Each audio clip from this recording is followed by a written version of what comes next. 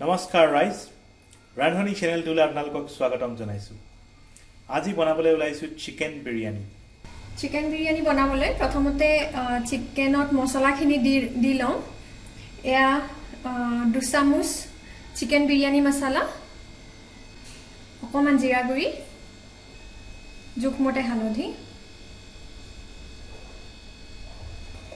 আৰু অকণমান মিঠাতেল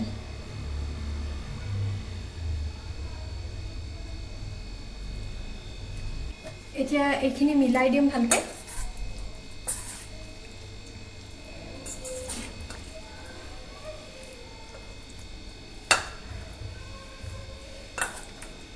এয়া চিকেনখিনিত ভালকে মছলাখিনি খানি লৈ হাফ এন আৱাৰ মান এনেকৈ থৈ দিম আৰু তেতিয়ালৈকে আমি ভাতখিনি বিৰিয়ানীৰ কাৰণে যিখিনি ৰাইচৰ প্ৰয়োজন হ'ব সেইখিনি বনাই লওঁ বিৰিয়ানীৰ ৰাইচখিনি বনাবলৈ মই 2 গিলাচ চাউল 2 গিলাচ বাসমতি ৰাইচ এনেকৈ ধুই পেলাই 10 মিনিটছ মান থৈ দিছিলোঁ শুকাবলৈ তাৰপিছত ইয়াত যিমানখিনি চাউল লৈছোঁ সিমানখিনি পানী দিছোঁ আৰু এতিয়া ইয়াত লগত দিম লং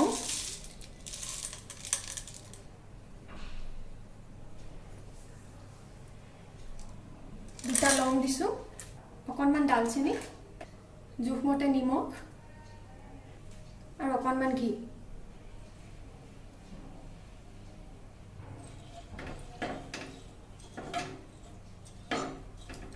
ৰাইচখিনি প্ৰপাৰলি কুকড হ'ব নালাগে হাফ কুকড হ'লেই হ'ব গতিকে এইখিনি এতিয়া মই এটা হুইচেলত বনাই ল'ম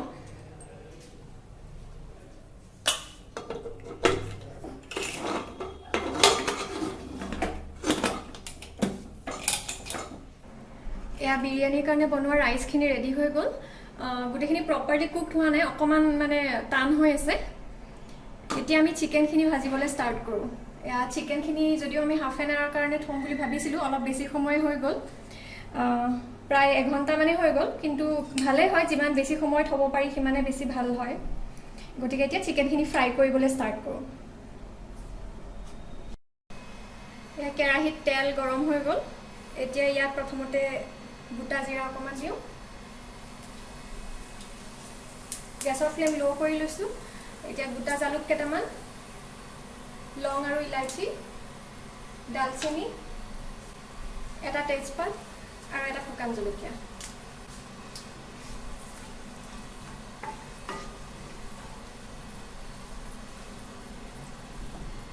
এতিয়া ইয়াত 4টা মিডিয়াম সাইজৰ পিয়াজ কাটি লৈছোঁ এতিয়া ইয়াত পিয়াজখিনি দি দিওঁ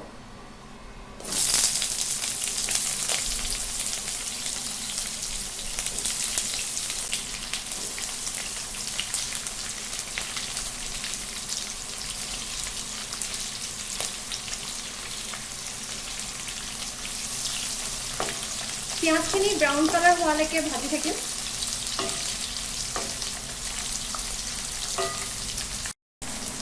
পিঁয়াজৰ ৰংটো অকণমান চেঞ্জ হওঁতে ইয়াত আদা নহৰু আৰু জলকীয়াৰ পেষ্ট দি দিওঁ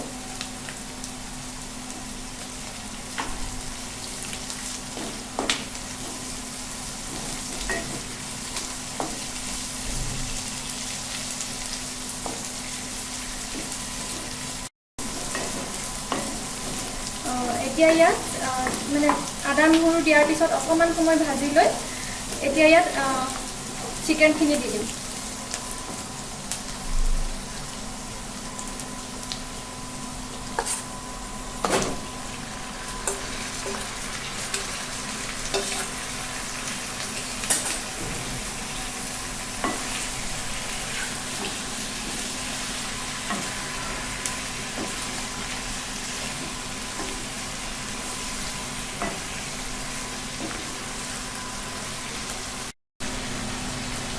আৰু এতিয়া ইয়াত জোখমতে নিমখ দি দিম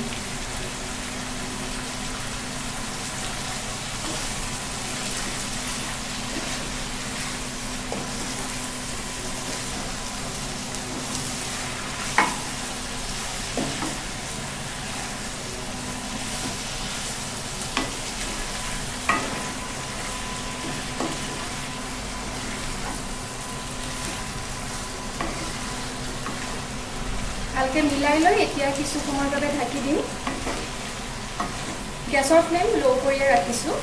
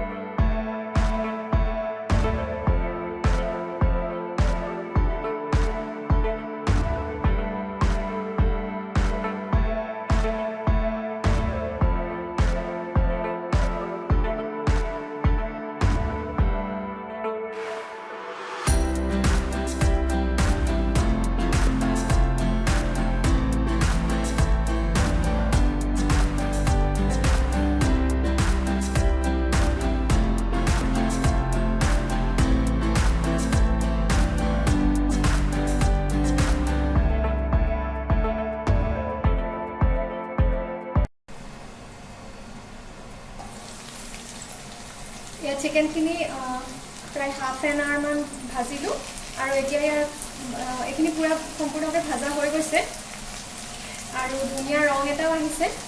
গতিকে এইখিনি এতিয়া বিৰিয়ানীৰ বেচটো বনোৱাৰ আগতে ঠাণ্ডা হ'বলৈ থ'ম। এতিয়া গেছটো অফ কৰি এইটো কিছু দেৰি থৈ দিম যাতে ঠাণ্ডা হৈ যায় আৰু এইখিনি সময়তে আমি বিৰিয়ানীৰ লেয়াৰ বনাবলৈ যিখিনি পিঁয়াজৰ দৰকাৰ হ'ব সেইখিনি ভাজি ল'ম। এয়া পিঁয়াজখিনি ভাজিবলৈ তেল দি লৈছোঁ। তেল অকণমান বেছিকৈ দিব লাগিব কাৰণ পিঁয়াজখিনি ডিপ ফ্ৰাই কৰিব লাগিব। বিৰিয়ানীৰ লেয়াৰ বনাবলৈ মই 2টা পিঁয়াজ কাটি লৈছোঁ। এইখিনি 2টা পাৰ্টত ভাজিব লাগিব কাৰণ এবাৰতে পচিবল নহ'ব।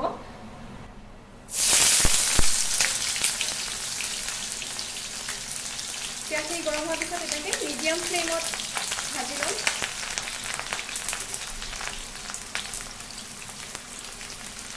ভালকৈ ক্ৰিস্পি হোৱালৈকে এনেকৈ ভাজিব লাগিব।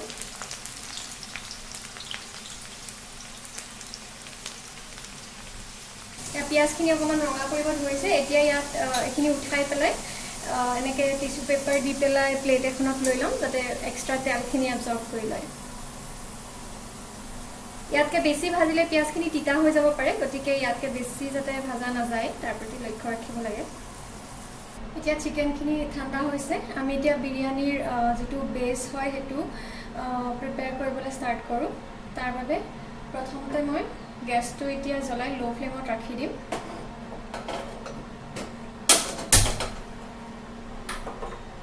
আৰু ইয়াত কেইটামান পুদিনা পাত দি দিম।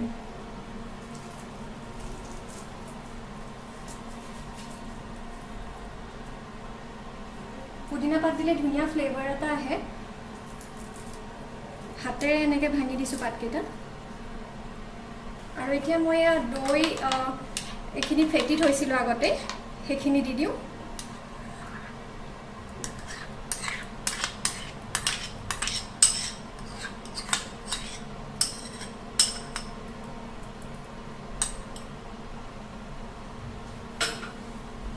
আৰু এইখিনি এতিয়া মিলাই দিম।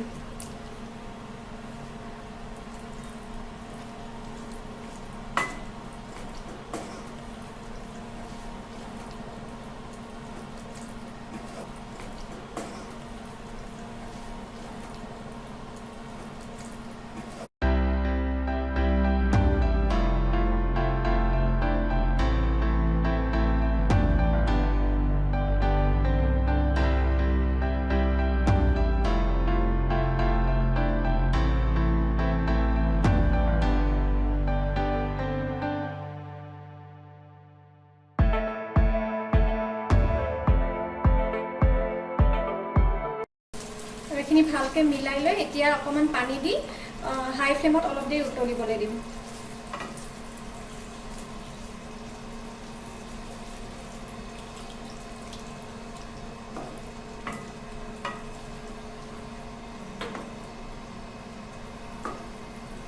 ঢাকনি নলগোৱাকৈ কিছু সময় উতলাম যাতে বেচটো অকণমান বস্তুখিনি অকণমান ডাঠ হৈ যায়।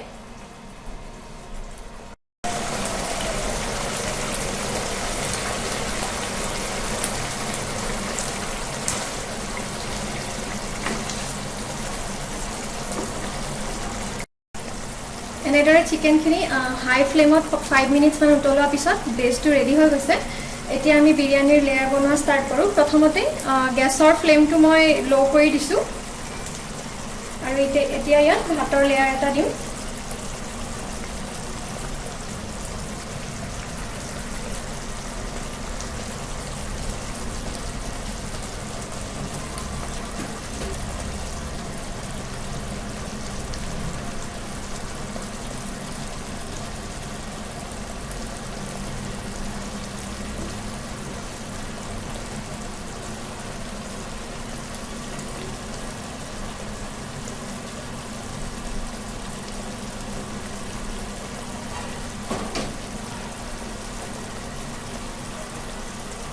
তাৰপিছত জলকীয়া,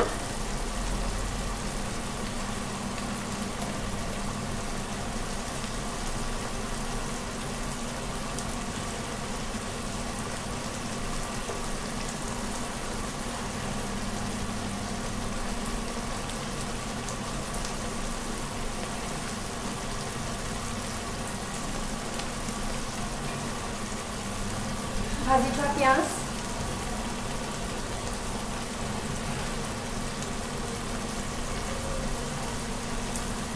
পুদিনা পাত হাতেৰে এনেকৈ ভাঙি দিম।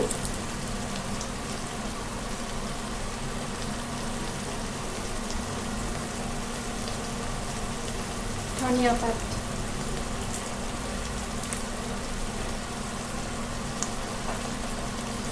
ইয়াৰ পিছত ইয়াত ভাতৰ আৰু এটা লেয়াৰ দিম।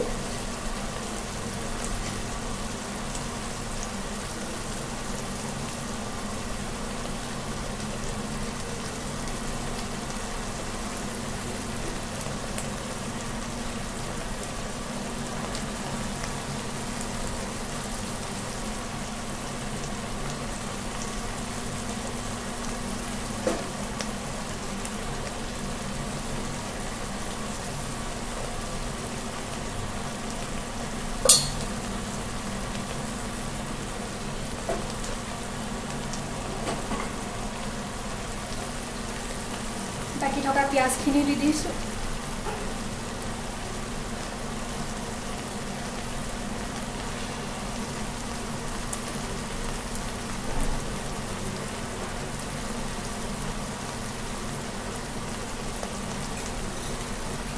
এবাৰ পুদিনা পাত বেছি নিদিওঁ, কেইটামান দি দিছোঁ আৰু দুটামান ধনিয়া পাত।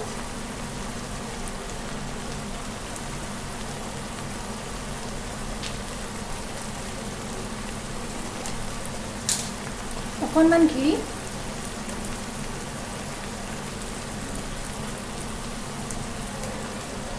আৰু এতিয়া 10 মিনিটছমানৰ কাৰণে ঢাকনি লগাই এইখিনি থৈ দিম ল' ফ্লেমত। এয়া বিৰিয়ানীখিনি ঢাকনি দি থোৱা 10 মিনিটছ হৈ গ'ল আৰু এইখিনি এতিয়া ৰেডি হৈ গৈছে। আমি এতিয়া এইখিনি গেছটো অফ কৰি প্লেটত ছাৰ্ভ কৰিম। আৰু এয়া চিকেন বিৰিয়ানী খাবলৈ ৰেডি হৈ গৈছে। ইয়াৰ লগত খাবলৈ মই ৰাইতা বনাইছোঁ। আশা কৰোঁ আপোনালোকে আজি ৰেচিপিটো চাই ভাল পালে। যদি ৰেচিপিটো চাই ভাল পালে আমাৰ ভিডিঅ'টো লাইক কৰিব, শ্বেয়াৰ কৰিব আৰু ৰান্ধনী চেনেলটো ছাবস্ক্ৰাইব কৰিবলৈ নাপাহৰিব। আজিলৈ এৰিছোঁ, আকৌ লগ পাম আন এটি ভিডিঅ'ত। ধন্যবাদ।